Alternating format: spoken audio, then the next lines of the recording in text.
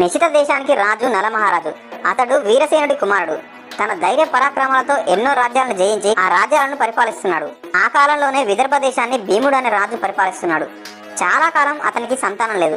అతనికి దమనుడు అనే ముని ఇచ్చిన వరం వల్ల దమయంతి అనే కూతురు, దముడు, దమనుడు, దాంతుడు అనే కుమారులు పుట్టారు. ఒకసారి దమయంతి నలుడి గురించి, నలుడి గుణగణాలను గురించి వింటుంది. నలుడు కూడా దమయంతి గురించి, ఆమె సౌందర్యం గురించి వింటాడు. ఒకరోజు నలుడు ఉద్యానవనంలో ఉండగా హంసల గుంపు అక్కడికి వచ్చి వాలింది. ఆ హంసలను చూసి ముచ్చటపడి నలుడు వాటిలో ఒకదాన్ని పట్టుకుంటాడు. నలుడితో అతని చేతిలో ఉన్న హంస మానవ భాషలో, ఓ మహారాజా, నువ్వు దమయంతిని ప్రేమిస్తున్నావు కాబట్టి నేను దమయంతి దగ్గరికి వెళ్ళి నీ అందచందాల గురించి, నీ గుణగణాల గురించి, నీ గురించి గొప్పగా చెప్పి వస్తాను. నీ మీద ప్రేమ కలిగేలా చేస్తాను. కాబట్టి నన్ను విడిచిపెట్టు అని అడుగుతుంది. హంస మాటలు విన్న నలమహారాజుకి పట్టలేని ఆనందం వచ్చి ఆ హంసను విడిచిపెడతాడు. విదర్భ దేశానికి ఎగిరిపోతుంది. విదర్భ రాజ్యంలో హంస తిరుగుతూ ఉంటుంది. అప్పుడు ముందు విహరిస్తున్న హంసను దమయంతి చూస్తుంది. దమయంతికి ఆ హంస బాగా నచ్చుతుంది. చెలికత్తెల సహాయంతో దమయంతి ఆ హంసను పట్టుకుంటుంది. ఆ హంస దమయంతితో, దమయంతి, నేను నువ్వు ప్రేమిస్తున్న నలుడు వద్ద నుంచి వచ్చాను. నలుడు చాలా సౌందర్యవంతుడు, సంపన్నుడు, గుణవంతుడు. నువ్వు అందంలో, గుణంలో అతనికి తగిన దానివి. అతనికి భార్య అయితేనే నీ జన్మకు అర్థం ఉంటుంది అని చెప్పింది. హంస మాటలు విన్న దమయంతి చాలా సంతోషిస్తుంది. దమయంతి హంసతో, ఓ హంస, నలుడు గురించి నాకు నువ్వు ఎలా చెప్పావో అలాగే నలునికి కూడా నా గురించి నువ్వు అలానే చెప్పు అని చెప్పి హంసను సాగనంపుతుంది. హంస కూడా నలుడి దగ్గరికి వెళ్ళి అలానే చెప్తుంది. ఇలా ఒకరిపై ఒకరికి అనురాగం, ప్రేమ ఎక్కువ అవుతుంది. నల దమయంతుల ప్రేమ విషయం చెలికత్తెల ద్వారా తెలుసుకున్న భీమ మహారాజు తన కూతురికి స్వయంవరం ప్రకటించాడు. ఆహ్వానాన్ని అందుకున్న రాజులంతా స్వయంవరానికి వస్తారు. నలుడు కూడా స్వయంవరానికి వస్తూ ఉండగా ఇంద్రుడికి కూడా దమయంతి స్వయంవరం విషయం తెలిసి దిక్పాలకులైన వరుణుడు, అగ్నిదేవుడు యమధర్మరాజుని వెంట పెట్టుకుని స్వయంవరానికి బయలుదేరాడు. మార్గ మధ్యంలో నలుని చూసి ఇంద్రుడు నలునితో, ఓ రాజా, నువ్వు నాకు దూతగా పనిచేయాలి అని అంటాడు. నలమహారాజు దిక్పాలకులు అడిగారన్న గౌరవంతో ఏమీ ఆలోచించకుండా సరే అని చెప్తాడు. అప్పుడు ఇంద్రుడు నలుడితో, నువ్వు దమయంతి అంతఃపురానికి వెళ్లి దమయంతికి మా గురించి గొప్పగా చెప్పి ఆమె మమ్మల్ని వరించేలా చేయాలి అని చెప్తాడు. కానీ నలుడు కూడా దమయంతి స్వయంవరానికి వెళ్తున్నాడు. వెంటనే నలుడు ఇంద్రుడితో, అయ్యా, ఇది మీకు ధర్మమా? నేను కూడా స్వయంవరానికే వెళ్తున్నాను. నేను ఆ పని ఎలా చేయగలను అని చెప్తాడు. దానికి ఇంద్రుడు నలుడు మాటలు పట్టించుకోకుండా, నువ్వు మాకు మాట ఇచ్చావు కాబట్టి ఈ కార్యం ఖచ్చితంగా చేయవలసిందే అని వితండవాదం చేస్తాడు. మాట తప్పడం ధర్మం కాదు కాబట్టి నలుడు దమయంతి అంతఃపురానికి చేరుకుంటాడు. అంతఃపురంలోకి వెళ్లి దమయంతిని మొట్టమొదటిసారిగా చూస్తాడు. అలా చూసిన నలుడికి హంస చెప్పిన దానికంటే దమయంతి చాలా అందంగా ఉందని అనుకుంటాడు. దమయంతి మరియు ఆమె చెలికత్తెలు నలుడిని చూసి ఆశ్చర్యపోతారు. వెంటనే దమయంతి నలుడిని చూసి, ఓ మహాత్మా, మీరు ఎవరు? ఎక్కడి నుంచి వచ్చారు? ఈ అంతఃపురంలోకి ఎవరికి కనబడకుండా ఎలా ప్రవేశించారు అని అడిగింది. దాంతో నలుడు దమయంతితో, నా పేరు నలుడు, నేను దేవదూతగా వచ్చాను. దిక్పాలకులు వారిలో ఒకరిని వరించమని నీకు చెప్పమని నన్ను పంపారు అని చెప్పాడు. నలుడు మాటలు విన్న దమయంతికి మనసు ముక్కలైనంత పనైపోయింది. నేను ఎన్ని రోజులు ప్రేమించిన నెలమహారాజు ఇతనేనా? ఇతనిండి దిక్పాలకులను వరించమని చెప్తున్నాడు అని దమయంతి చాలా బాధపడింది. వెంటనే దమయంతి నెలమహారాజుతో, నేను ఒక మానవ కాంతను. నేను దేవతలకు పూజ చేయాల్సిన దాన్ని. అలాంటి నేను దేవతలను వరించడం ధర్మమా? హంస చెప్పినప్పటి నుంచి నిన్నే నా భర్తగా నేను తలుచుకుంటున్నాను. నా తండ్రి భీమరాజు మిమ్మల్ని ఇక్కడికి రప్పించడానికే ఈ స్వయంవరం ప్రకటించాడు. మీరే నా భర్త కనుక నన్ను స్వీకరించండి, లేకుంటే నా ప్రాణాలనైనా నేను తీసుకుంటాను కానీ ఇతరులను నేను వరించను అని దమయంతి చెప్పింది. నలుడు దమయంతితో, దమయంతి, దేవతలు ఐశ్వర్యవంతులు, జన మరణాలు లేనివారు. వారితో ఉంటేనే నువ్వు సుఖంగా ఉంటావు. వారిని కాదని నువ్వు నన్ను కోరడం న్యాయమా అని చెప్పాడు. ఆ మాటలు విన్న దమయంతి తాను చేసుకోపోయేవాడే ఇలా మాట్లాడడం చూసి చాలా దుఃఖించింది. వెంటనే ఆమె నలునితో, నేను నీకు ఒక ఉపాయం చెప్తాను. దిక్పాలకులు నీకు కేవలం ఈ విషయాన్ని నాకు చెప్పమని మాత్రమే పంపారు. కాబట్టి నువ్వు నేను చెప్పిన విషయాన్ని వెళ్ళి వారికి చెప్పు. అప్పుడు వారు నీకు చెప్పిన పని పూర్తి అవుతుంది. ఆ తర్వాత వాళ్ళు స్వయంవరానికి వస్తే నేను ఎవరి మెడలో మాల వేస్తానో వారే నాకు భర్తగా వస్తారు. కాబట్టి నేను నీ మెడలో మాల వేస్తాను అని చెప్తుంది. అప్పుడు నీ కార్యం నువ్వు నెరవేర్చిన వాడివి అవుతావు అని చెప్పి దమయంతి నెలమహారాజుని తిరిగి పంపుతుంది. నెలమహారాజు తిరిగి వెళ్లి దిక్పాలకులకు జరిగిందంతా చెప్తాడు. అది విని దిక్పాలకులు, దమయంతి మమ్మల్ని ఎలా వరించదో మేము చూస్తాం అని అందరూ కలిసి నెలమహారాజు రూపంలో స్వయంవరానికి వస్తారు. స్వయంవరంలో ఒకేసారి 5 నలమహారాజులు కనిపించారు. దమయంతి వరమాల పట్టుకుని వచ్చింది. దమయంతికి ఏమీ అర్థం కాలేదు. వెంటనే దమయంతి మనసులో, దేవతలారా, ఈ 5 నిజమైన నెలమహారాజు ఎవరో గుర్తుపట్టడంలో నాకు సహకరించండి అని ప్రార్థిస్తుంది. దేవతలకు చెమట పట్టదు, వారి పాదం భూమిని తాకదు. అలా దమయంతి భూమిని తాకని వారి 4 పాదాలను చూసి నెలమహారాజును సులువుగా గుర్తించి మెడలో పూలమాలను వేస్తుంది. వెంటనే వారు దమయంతిని కరుణించి తమ నిజ రూపాలతో ప్రత్యక్షమయ్యారు. నల దమయంతులకు వివాహం జరుగుతుంది. ఇంద్రాది దేవతలు అనేక వరాలు ఇచ్చి అనుగ్రహించారు. దమయంతి వివాహం చూసి దిక్పాలకులు దేవలోకం వెళుతూ ఉండగా దేవతలకు కలిపురుషుడు కనిపించాడు. ఇంద్రుడు కలిపురుషుని చూసి, ఎక్కడికి వెళ్తున్నావు అని అడుగుతాడు. భూలోకంలో జరుగుతున్న దమయంతి స్వయంవరానికి వెళ్తున్నాను అని కలిపురుషుడు ఇంద్రుడితో చెప్తాడు. ఆ మాటలకు వారు నవ్వి దమయంతి స్వయంవరం ఎప్పుడో జరిగిపోయింది, ఆమె నలుణ్ణి వివాహమాడింది, ఇక నువ్వు వెనక్కురా అని చెప్తారు. వెంటనే కలికి చాలా కోపం వస్తుంది. నేను చేసుకోవాల్సిన దమయంతిని నలుడు ఎలా చేసుకుంటాడు, చేసుకుని ఎలా సుఖంగా ఉంటాడో నేను చూస్తాను అని చెప్పి నెలమహారాజు లోపలికి వెళ్ళడానికి ప్రయత్నిస్తూ ఉంటాడు.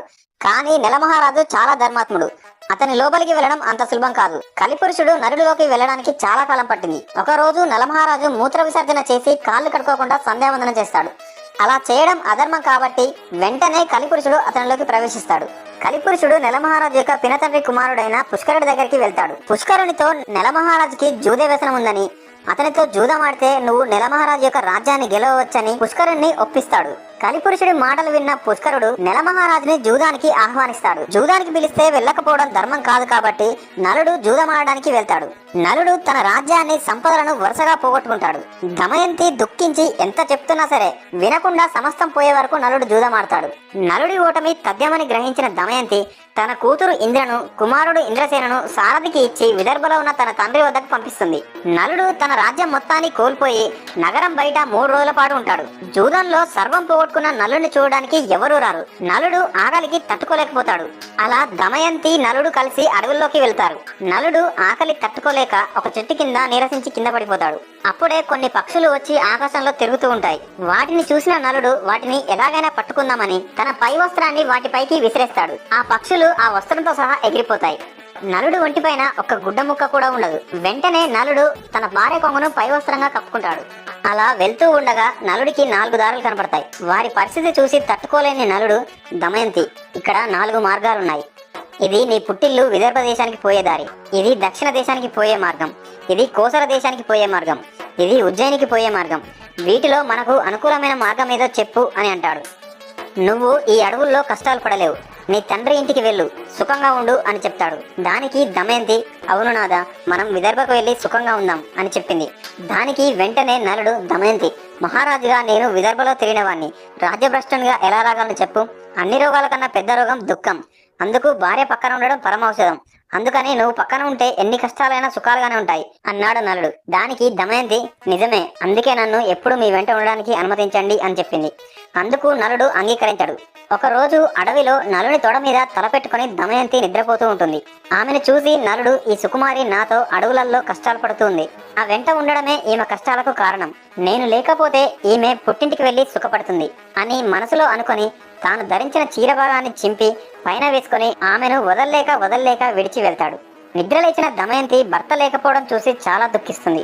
భర్తను తలుచుకుంటూ అడవిలో తిరుగుతున్న దమయంతిని ఒక కొండ చిలువ పట్టుకుంటుంది. భయంతో దమయంతి గట్టిగా అరుస్తుంది. ఆ అరుపులు విని ఒక కిరాతుడు తన కత్తితో ఆ కొండ చిలువను చంపి దమయంతిని రక్షిస్తాడు. ఆ కిరాతుడు దమయంతి గురించి మొత్తం తెలుసుకొని ఆమె నిస్సహాయతను తెలుసుకొని ఆమెను తాకబోతాడు. వెంటనే దమయంతి, నేనే గనక పతివ్రతనైతే ఈ కిరాతుడు భస్మం కావాలి అని చెప్పిస్తుంది. వెంటనే కిరాతుడు బూడిదవుతాడు. భర్తను తలుచుకుంటూ అడవిలో దారి తెలియకుండా ప్రయాణిస్తూ దమయంతి పిచ్చిదానిలాగా భర్తను వెతుకుంటూ ఆ అడవిలో తిరుగుతూ ఉంటుంది. ఇంతలో అటుగా పోతున్న బాటసారులు ఆమెను చూస్తారు. కొంతమంది ఆమెను పిచ్చిది అని ఎగతాళి చేస్తారు. వారిలో ఉన్న వ్యాపారి ఆమెను గురించి తెలుసుకొని, అమ్మ, నేను నలుని చూడలేదు, కానీ మేము చేది దేశానికి వెళ్తున్నాము అని చెప్తాడు. దమయంతి వారితో, నేను కూడా మీ వెంట వస్తాను అని చెప్తుంది. ఆ వ్యాపారి ఆమెను తన వెంట తీసుకొని వెళ్తాడు. వారు అడవి మార్గంలో రాత్రివేళ నిద్రిస్తున్న సమయంలో ఒక ఏనుగుల గుంపు వారిలో చాలా మందిని తొక్కేస్తుంది. వారిలో చాలా మంది మరణించడం చూసి దమయంతి తన దురదృష్టానికి దుఃఖిస్తుంది. బ్రతకాలని ఉన్న వారిని ఆ ఏనుగులు తొక్కి చంపేశాయి, కానీ నాకు బ్రతకడం అంటేనే ఇష్టం లేదు, ఆ ఏనుగులు మాత్రం నన్ను వదిలేసి వెళ్ళిపోయాయి అని చాలా బాధపడింది. కొందరు బ్రాహ్మణులు ఆమెను ఓదార్చి ఆమెను తమ వెంట సుబాహు నగరానికి తీసుకుని వెళ్ళారు. దేశానికి రాజధాని సుబాహుపురం. సుబాహుపురానికి దమయంతి చేరుకుంటుంది. ఒళ్లంతా దుమ్ముతో వీధిలో వెళుతున్న దమయంతిని రాజమాత చూసి దాసీలను పంపి దమయంతిని అంతఃపురానికి పిలిపిస్తుంది. రాజమాత దమయంతితో, అమ్మ, నిన్ను చూస్తుంటే రాజకళ ఉట్టిపడుతుంది, నువ్వు ఎవరు అని అడిగింది. దానికి దమయంతి, అమ్మ, నా భర్త జూదంలో రాజ్యాన్ని పోగొట్టుకున్నాడు, నన్ను అడవిలో ఒంటరిగా విడిచి వెళ్ళాడు, అతన్ని వెతుకుతూ తిరుగుతున్నాను అని చెప్పింది. దానికి రాజమాత, అమ్మ, ఇక నుండి నువ్వు నా దగ్గర సైరేంద్రిగా ఉండు, నీకు ఏ లోటు రాకుండా నేను చూస్తాను అని చెప్పింది.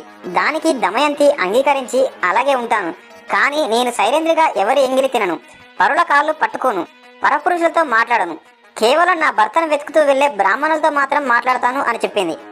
రాజమాత దానికి అంగీకరించి తన కుమార్తె అయిన సునంద దగ్గరికి పంపింది. ఇక దమయంతి నెలమహారాజును వెతుక్కుంటూ అక్కడే ఉండిపోయింది. దమయంతిని వదిలి వెళ్లిన నలుడు అడవిలో ప్రయాణిస్తూ ఉండగా అడవి అంతా మంటలు వ్యాపించాయి. ఆ మంటల మధ్య నుండి రక్షించండి రక్షించండి అన్న ఆర్తనాదం వినిపించింది. ఆ ఆర్తనాదం విని నలుడు ఎవరా అని వెనక్కి తిరిగి చూశాడు. అక్కడ నన్ను రక్షించండి రక్షించండి అని ఒక పాము నలుడు వైపు వస్తూ ఉంది. నలుడు పామును పట్టుకొని మంటల నుంచి దూరంగా వెళ్లిపోతాడు. అప్పుడు పాము ఇంకొక 10 అడుగులు వేయండి రాజా అని చెప్తుంది. నలుడు ఇంకో 10 అడుగులు వేయబోతూ ఉండగా ఆ పాము నలుడిని కాటువేస్తుంది. వెంటనే నెలమహారాజు మరుగుజ్జు రూపంలో మారిపోతాడు. అల్లని దేహంతో, చిన్న చిన్న చేతులతో, చిన్న చిన్న కాళ్ళతో చూడడానికి అందవికారంగా కనపడతాడు. నెలమహారాజు ఆ పాముని, నేను నీకు ఉపకారం చేస్తే నువ్వు నాకు అపకారం చేస్తావా, ఇదెక్కడి న్యాయం అని అడుగుతాడు. అప్పుడు ఆ పాము తన నిజ రూపంతో ప్రత్యక్షమయ్యి నలునితో, నెలమహారాజా నా పేరు కర్కోటకుడు, నేను నిన్ను కాటువేశానని భయపడకు, ఇక నిన్ను ఎవరు గుర్తించరు. నెలమహారాజు అంతటి వాడివి నువ్వు ఇలా అరణ్యంలో ఆడవారి వస్త్రంతో తిరగడం ఎవరైనా చూస్తే నీ పరువు ఏమి కావాలి, అందుకే నిన్ను ఈ వికృత రూపంలోకి మార్చాను. ఇప్పటి నుండి నిన్ను ఎవరు గుర్తించరు. నీకు ఎప్పుడు నీ నిజరూపం కావాలన్నా నన్ను తలుచుకుంటే నీ వద్దకు ఒక వస్త్రం ఎగురుతూ వస్తుంది. దానిని నువ్వు కప్పుకుంటే నీ పూర్వరూపం నీకు వస్తుంది. నీకు మరొక విషయం చెప్తాను. ఇక్కడికి దగ్గరలో ఇక్ష్వాకు వంశస్థుడైన ఋతుపర్ణుని రాజ్యం ఉంది. నువ్వు అక్కడికి వెళ్ళు. నీకు అశ్వహృదయం తెలుసు కాబట్టి బాహుకుడు అనే పేరుతో అతడి దగ్గరికి వెళ్లి రథసారథిగా జీవించు అని చెప్తుంది. ఋతుపర్ణుడి దగ్గర అక్షహృదయం అనే విద్య ఉంది. ఆ విద్యని నువ్వు గనక సాధించగలిగితే నీలో నుంచి ఆ కలిపురుషుడు వెళ్లిపోతాడు.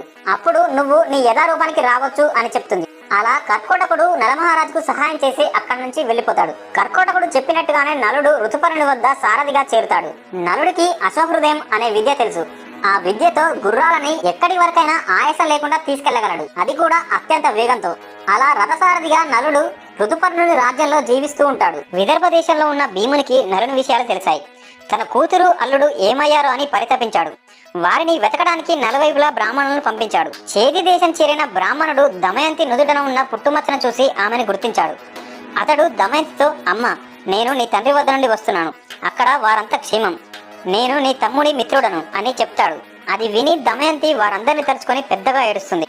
అది చూసిన రాజమాత ఆ బ్రాహ్మణుని చూసి, ఓ బ్రాహ్మణోత్తమ, ఈమె ఎవరి భార్య, ఎవరి కూతురు, ఇలా ఉండడానికి కారణం ఏమిటి అని అడిగింది. అందుకు అతడు, అమ్మ ఈమె విదర్భరాజు కుమార్తె, నెలచక్రవర్తి భార్య, ఈమె పేరు దమయంతి. అతడు రాజ్యాన్ని పోగొట్టుకుని అడవుల పాలయ్యాడు. భీముని ఆజ్ఞపై ఈమెను వెతుకుతూ ఇక్కడికి వచ్చి ఈమెను నేను గుర్తించాను అని చెప్పాడు. దమయంతి బ్రాహ్మణునితో పుట్టింటికి ప్రయాణమైంది. విదర్భ రాజ్యంలో దమయంతి తల్లి తండ్రి దగ్గర ఉన్నా కూడా భర్త దూరమయ్యాడని బాధపడుతూనే ఉంది. దమయంతి తన తండ్రితో, నా భర్తను తక్షణం వెతికించండి, ఆయన లేకుండా నేను బ్రతకలేను అని చెప్తుంది. భీముడు వెంటనే మళ్లీ బ్రాహ్మణులను పిలిచి నలుని వెతకమని చెప్తాడు. రాజ్యాలను వెతకడానికి వెళ్లే బ్రాహ్మణులతో దమయంతి ఇలా చెప్తుంది, మీరు ఏ రాజ్యానికైతే వెళ్తారో ఆ రాజ్యసభలలో ఈ విధంగా చెప్పండి, నువ్వు సత్యాన్ని మాట్లాడేవాడివి అనుకున్నాను, కానీ నువ్వు నీ భార్యని వంచించావు, నీ భార్య పైన ఉన్న సగం వస్త్రాన్ని ధరించి వెళ్ళావు, నీ భార్యను అడవిలో వదిలేసి వెళ్ళావు, అలా చేయడం ధర్మమేనా అని చెప్పండి. ఈ మాటకు ఎవరైనా రోషపడి బదులిస్తే నా వద్దకు వచ్చి చెప్పండి అని చెప్పి వాళ్ళను పంపించింది. వారందరూ ప్రతి రాజ్యంలోకి వెళ్లి దమయంతి చెప్పినట్లుగానే చెప్తూ ఉంటారు. వారిలో పర్ణాదుడు అనే విప్రుడు ఋతుపర్ణుని రాజ్యంలోకి వెళ్లి దమయంతి చెప్పిన మాటలు చెప్తాడు. దానికి బాహుకుడు వేషంలో ఉన్న నలుడు ఆ బ్రాహ్మణుడి దగ్గరికి వచ్చి, తన భర్త ఎలాంటి సందర్భాల్లో ఆమెను వదిలివేయడం జరిగిందో ఎవరికి తెలుసు, అంతటి అడవుల్లో తనని వదిలేశాడంటే తన సంతోషం కోసమే అయ్యుంటుంది అని చెప్తాడు. అది విన్న బ్రాహ్మణుడు దమయంతి దగ్గరికి వచ్చి, అమ్మ నేను ఋతుపర్ణి రాజ్యంలో నీవు చెప్పినట్లే చెప్పాను, అక్కడ ఒక కురూపి వంటవాడు, అతడు రథాలకు సారథిగా వ్యవహరిస్తూ ఉన్నాడు, అతడు మీరు చెప్పిన మాటలకు జవాబు ఇచ్చాడు తల్లి అని చెప్తాడు. దమయంతి వెంటనే అతడు నలుడు కాకపోతే అలా ఎందుకు బదిలిస్తాడు అని అనుకుంది. తన అనుమానాన్ని కన్ఫర్మ్ చేసుకోవడానికి తల్లి అనుమతితో సుదేవుడు అనే బ్రాహ్మణుని పిలిపించింది. సుదేవ, నీవు ఋతుపర్ణి రాజ్యానికి వెళ్లి రాజుతో, రాజా భీముడు తన అల్లుని కొరకు వెతికించిన ఫలితం లేదు కనుక తన కూతురికి 2వ స్వయంవరం ప్రకటించాడు, భూమండలంలోని రాజులంతా వస్తున్నారు, రేపే స్వయంవరం కనుక వెంటనే బయలుదేరండి అని చెప్పి పంపింది. సుదేవుడు ఋతుపర్ణునితో దమయంతి చెప్పమన్నట్లే చెప్పాడు. దమయంతి బ్రాహ్మణి ద్వారా పంపిన సందేశం విని ఋతుపర్ణుడు స్వయంవరానికి వెళ్ళాలి అనుకున్నాడు. కానీ విదర్భ చాలా దూరం, ఒక్క రోజులో విదర్భం చేరడం ఎలా అని అనుకుని సారథి అయిన బాహుకుని పిలిచి దమయంతికి 2వ స్వయంవరం ప్రకటించారు. నాకు చూడాలనుంది, ఒక్క రోజులో మనం విదర్భకు వెళ్ళాలి, నువ్వు నన్ను తీసుకెళ్లగలవా అని అడిగాడు. దానికి నెలమహారాజు సరే అని చెప్పాడు. సరే అని చెప్పిన నెలమహారాజు మనసులో చాలా బాధపడుతున్నాడు. నేను అడవిలో నిర్దాక్షిణంగా వదిలి రాబట్టే కదా దమయంతి 2వ స్వయంవరం ప్రకటించింది. లోకంలో చాలా మంది పురుషులు భర్త ఏం చేసినా భార్య ప్రేమిస్తుందని అనుకుంటారు, కానీ అది నిజం కాదు. నా మీద కోపంతో దమయంతి రెండో పెళ్లి చేసుకోవడానికి కూడా సిద్ధపడింది. ఇక భార్యాభర్తల మధ్య ప్రేమ ఎక్కడ ఉంది అని చాలా బాధపడ్డాడు. అయినా దమయంతి పతివ్రత, 2 పిల్లల తల్లి ఈ విధంగా రెండో పెళ్లి చేసుకుంటుందా? అసలు ఎందుకు రెండవ స్వయంవరం ప్రకటించింది అని ఇలా చాలా ప్రశ్నలకు సమాధానం తెలుసుకోవడానికి నలమహారాజు వెంటనే రథానికి గుర్రాలను కట్టి విదర్భకు ఋతుపర్ణుని తీసుకుని ప్రయాణమయ్యాడు. ఋతుపర్ణునికి రథం పోయే వేగం చూస్తుంటే అది సూర్యుని రథంలా, బాహుకుడు సూర్యుని రథసారథి అయిన అనూరుడిలా అనిపించింది. ఋతుపర్ణుడి పక్కనే ఉన్న వార్షేయుడికి కూడా అదే సందేహం కలిగింది. భూలోకంలో నలుడికి మాత్రమే ఇలాంటి నైపుణ్యం ఉంది, కానీ ఈ కురూపి నలుడు ఎలా అవుతాడు అని మనసులో వార్షేయుడు అనుకున్నాడు. ఇంతలో ఋతుపర్ణుడి ఉత్తరీయం జారి కింద పడింది. వెంటనే ఋతుపర్ణుడు నలమహారాజుతో, బాహుక రథమాపు, వార్షేయుడు దిగి ఉత్తరీయం తీసుకొని వస్తాడు అని చెప్పాడు. దానికి బాహుకుడు, మహారాజా, మీరు రథం దిగి ఉత్తరీయం తీసుకొని రావాలంటే 10 కిలోమీటర్ల వెనక్కి నడవాలి. మనం 10 కిలోమీటర్ల దూరం వచ్చేసాం. వార్షేయుడు అంత దూరం నడుచుకుంటూ వెళ్లి ఎలా తీసుకురాగలడు అని చెప్పాడు. అతని రథసారథ్యానికి ఋతుపర్ణుడు ఆశ్చర్యపోయాడు. ఋతుపర్ణుడికి కూడా తన టాలెంట్ ని బాహుకునికి చూపించాలన్న ఆసక్తి కలిగింది. అంతలో రథం ఒక పెద్ద చెట్టును దాటింది. ఋతుపర్ణుడు బాహుకునితో, బాహుక, ఆ వృక్షంలో ఎన్ని కాయలు, ఎన్ని పూలు, ఎన్ని ఆకులున్నాయో నేను చెప్పగలను అని అన్నాడు. బాహుకుడు, చెప్పండి మహారాజా అని అడిగాడు. ఋతుపర్ణుడు వెంటనే వాటి లెక్క చెప్పాడు. కానీ నెలమహారాజు, నేను వాటిని లెక్కించి చూస్తే గాని నమ్మను అని రథం ఆపి ఆ చెట్టును పడగొట్టి లెక్కించాడు. నెలమహారాజు లెక్కించిన లెక్కకు ఋతుపర్ణుడు చెప్పిన లెక్కకు లెక్క ఖచ్చితంగా సరిపోయింది. బాహుకుడు ఆశ్చర్యపడి ఆ విద్యను తనకు ఉపదేశించమని అడిగాడు. ఋతుపర్ణుడు, బాహుక, ఇది అక్షవిద్య అనే సంఖ్యాశాస్త్రం అని అన్నాడు. అప్పుడు బాహుకుడు, మహారాజా, ఇందుకు బదులుగా నేను మీకు అశ్వహృదయం అనే విద్యను నేర్పుతాను అని అన్నాడు. ఋతుపర్ణుడు, ఇప్పుడు కాదు, తర్వాత అడిగి నేర్చుకుంటాను అని చెప్పి నలమహారాజుకు అక్షహృదయ విద్య నేర్పిస్తాడు. అక్షహృదయ విద్య మహిమ వలన నలుడిలో ఉన్న కలి బయటకు వచ్చి, మహారాజా, నేను మీకు ఎంతో అపకారం చేశాను, నన్ను క్షమించండి అని నలుడిని వేడుకున్నాడు. నలుడు ఆగ్రహించి శపించబోయాడు. కానీ కలిపురుషుడు నలునితో, నలమహారాజా, నిన్ను ఆవహించి నీలో ఉన్న సమయంలో నన్ను కర్కోడకుడు కాడు వేయడం వలన అనుక్షణం కాలిపోయాను. ఇంతకంటే శాపం ఏముంది? నన్ను క్షమించి విడిచిపెట్టండి అని వేడుకున్నాడు. నలమహారాజు కలిపురుషుని క్షమించి వదిలేసి రథం ఎక్కాడు. నలుని రథం విపరీతమైన వేగంతో విదర్భలో ప్రవేశించింది. ఆ వేగం యొక్క శబ్దం విని దమయంతి అది నలుని రథం అని గుర్తుపట్టింది. వెంటనే నలుడు వస్తున్నాడని ఆతురతతో బయటకు వచ్చి చూసింది. కానీ రథంలో ఋతుపర్ణుని చూసి నిరాశ చెందింది. భీముడు ఎంతో ఆనందంతో ఋతుపర్ణుని ఆహ్వానించి విడిది చేశాడు. ఋతుపర్ణుడు రాజ్యం మొత్తాన్ని గమనించాడు.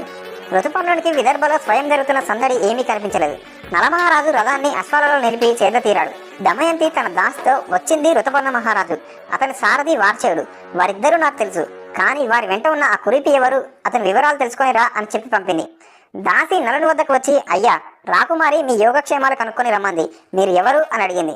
దానికి నలుడు, మీ రాకుమారి స్వయంవరం ప్రకటించింది కదా, దానికి నేను మా మహారాజుని ఒక్క రోజులో 100 యోజనాల దూరం ప్రయాణించి తీసుకుని వచ్చాను అని చెప్పు అని దాసితో అన్నాడు. దాసి నలుడో కాదో అని కన్ఫర్మ్ చేసుకోవడం కోసం, అయ్యా, నలుడు తనను ప్రాణప్రదంగా చూసుకునే భార్యను నిర్దాక్షిణంగా అడవిలో విడిచి వెళ్ళాడు. దమయంతి నలుడు విడిచి వెళ్లిన సగం చీర ధరించి కాలం గడుపుతుంది. ఆమెను ఇలా విడిచి వెళ్లడం ధర్మమా అని మాటల్లో మాటగా అడిగింది. ఆ మాటలు విన్న నలునికి కంట్లో నీరాగలేదు. అది దాసికి తెలియకుండా మొహాన్ని తిప్పుకున్నాడు. దాసి దమయంతి దగ్గరికి వచ్చి దమయంతికి జరిగిందంతా వివరించింది. దానికి వెంటనే దమయంతి దాసితో, సందేహం లేదు, అతడు నా నలుడే, అయినా ఈ వికృత రూపం ఏమిటి, అతను వంటవాడు అని చెప్పారు కనుక వంట ఎలా చేస్తాడో పరీక్షించు అని పంపింది. దాసి వెళ్లి నలుడిని నిశ్చితంగా పరిశీలించి, అమ్మ, అతడు సామాన్యుడు కాదు, అతడు ఏ పనైనా సునాయాసంగా చేస్తున్నాడు, అతడు గడ్డిని విదిలిస్తే మంటలు వస్తున్నాయి, వంట పూర్తయ్యే వరకు అలా మండుతూనే ఉన్నాయి, వంటలు అద్భుతంగా ఉన్నాయని దమయంతికి చెప్పింది. దమయంతి నలుడు వండిన వంటలు తెప్పించి రుచి చూసి, సందేహం లేదు, ఇవి నలుని వంటలే అని గ్రహించి దాసితో తన పిల్లల్ని నలుడు వద్దకు పంపింది. నలుడు ఎంత కవర్ చేసినా పిల్లల్ని చూసి పిల్లలపై తన ప్రేమను ఆపుకోలేకపోయాడు. నలుడు వారిని చూసి చలించి ఎత్తుకొని ముద్దాడాడు. అదంతా దాసి అక్కడి నుంచి చూస్తుంది.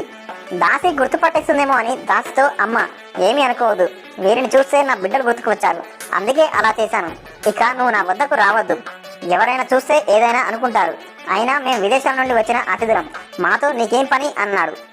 ఇది విని దమయంతి సంతోషపడి తన తల్లి వద్దకు వెళ్లి, ఋతుపర్ణుని సారథిగా వచ్చిన బాహుకుడే నలుడు, అమ్మ, అతను ఇక్కడికి వస్తాడా, నేనే అక్కడికి వెళ్ళాలా, నువ్వే నిర్ణయించు అని అడిగింది. భీమరాజు అనుమతితో ఆమె బాహుకుడిని దమయంతి వద్దకు రప్పించింది. దమయంతి నలుని చూసి, నాదా, ఎవరూ గుర్తుపట్టకపోయినా నేను మిమ్మల్ని గుర్తుపట్టగలను, నిస్సహాయంగా నన్ను నట్టడిలో నిర్దాక్షిణంగా వదిలి వెళ్లారు, అలా నన్ను విడిచిపెట్టడం మీకు ధర్మమా, అలా చేయడానికి నేనేం అపకారం చేశాను, అగ్ని సాక్షిగా విడను అని నాకు ప్రమాణం చేసిన భర్త అలా చేయవచ్చా అని దుఃఖించింది. దానికి నలుడు, సాధ్వి, ఆ సమయంలో నన్ను కలి ఆవహించి ఉన్నాడు. అందువల్ల నేను అలా చేశాను. జూదంలో సర్వం పోగొట్టుకుని బాధలు పడుతున్న నేను, నాతో పాటు బాధలు పడుతున్న నీ బాధను సహించలేక నిన్ను విడిచి వెళ్ళాను. అలా చేస్తే నువ్వైనా నీ తండ్రి ఇంటికి వెళ్ళి సుఖంగా ఉంటావని అలా చేశాను. నీపై అనురాగంతో మిమ్మల్ని చూడ్డానికే ఇక్కడికి వచ్చాను. నేనంటే విడిచి వెళ్ళాను. మరి నువ్వు చేసిందేంటి? మరొక భర్త కోసం స్వయంవరం ప్రకటించడం నీలాంటి పతివ్రతలకు న్యాయమా? అలా ఎందుకు చేశావు? అందుకే కదా ఋతుపర్ణుడు ఇక్కడికి వచ్చాడు. ఇది నీకు ధర్మమా అని దమయంతిని అడిగాడు. దమయంతి, నాదా, నేను మీకోసం గాలిస్తూ పంపిన విప్రులలో అయోధ్యకు వెళ్లిన విప్రుడు మిమ్మల్ని గుర్తించాడు. మిమ్మల్ని ఈ రాజ్యానికి రప్పించడానికే నేను ఇలా చేశాను. మీరు కాక ఇంకెవరు 100 యోజన దూరం ఒక్క రోజులో ప్రయాణించగలరో చెప్పండి. నాలో ఎటువంటి పాపపు ఆలోచనే లేదు. మీ పాదములు తాకి నమస్కరించి ప్రమాణం చేస్తున్నాను అని దమయంతి నలుని పాదాలను నమస్కరించింది. వెంటనే ఆకాశం నుండి వాయుదేవుడు ప్రత్యక్షమయ్యాడు. నలచక్రవర్తి, ఈమె పవిత్రురాలు, పతివ్రత. నేను, సూర్యుడు, చంద్రుడు ఈమె సౌశీల్యం కాపాడుతున్నాం అని చెప్పాడు. అది విన్న నలమహారాజు ఆనందానికి అవధులు లేవు. వెంటనే నలుడు కర్కోటకుని స్మరించాడు. వెంటనే ఒక వస్త్రం గాల్లో ఎగురుకుంటూ వచ్చింది. ఆ వస్త్రాన్ని ధరించగానే నలునికి ఇంద్రతేజస్తో సమానమైన మనోహరమైన పూర్వరూపం వచ్చింది. నలుడు విదర్భలో 1 మాసం ఉండి తన రాజధానికి వెళ్లి పుష్కరుణ్ణి కలిశాడు.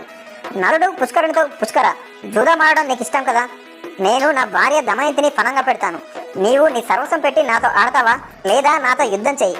ఎవరు గెలిస్తే వారిదే రాజ్యం. నీకేది ఇష్టమో నువ్వే నిర్ణయించుకో అని చెప్పాడు. పుష్కరుడు జూదప్రియుడు. పైగా ఒకసారి నలుడితో జూదమాడి గెలిచాడు. కనుక అతడు నలునితో నేను జూదమే ఆడతాను అని చెప్పాడు. నలుడు పుష్కరునితో జూదమాడి రాజ్యాన్ని గెలుచుకున్నాడు. పుష్కరునితో, పుష్కర, నేను ఇదివరకు నీతో జూదమాడినప్పుడు నన్ను కలి ఆవహించి ఉన్నాడు. కనుక నేను ఓడిపోయాను. అది నీ బలం వల్ల కాదు. నువ్వు నా పినతండ్రి కుమారుడివి కాబట్టి నిన్ను నేను ఏమి చేయను అని చెప్పి తన రాజ్యాన్ని తనకిచ్చి పుష్కరుని పంపించాడు.